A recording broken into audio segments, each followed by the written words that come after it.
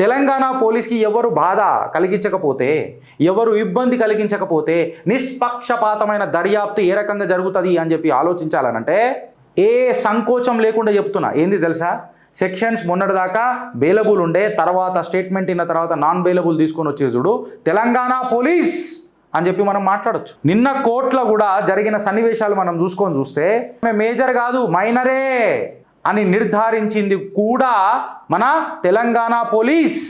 Pressure tactics వాడినరు Telangana police మీద. ఇవాళ అదే తెలంగాణ పోలీస్ ఏం చెప్తున్నది, కోర్టు ఆర్డర్ తీసుకొచ్చిన తర్వాత circulation of photographs, videos, identifying details, విక్టిమ్వి సోషల్ మీడియాలో వచ్చినాయి కదా, మేము పెట్టుడు కాదాడా గుయ్యమంటది.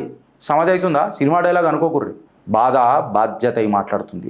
గ్యాగ్ ఆర్డర్ ఇది కేవలం బండి సంజయ్ కుమార్కే కాదు, విక్టిమ్కి కూడా. ఈ కేసు దేనికి లింక్ అయిందో మనందరికీ తెలుసు. ఇది ఒక సపరేట్ క్రిమినల్ డైమెన్షన్ పోతున్నది క్లియర్ కట్గా.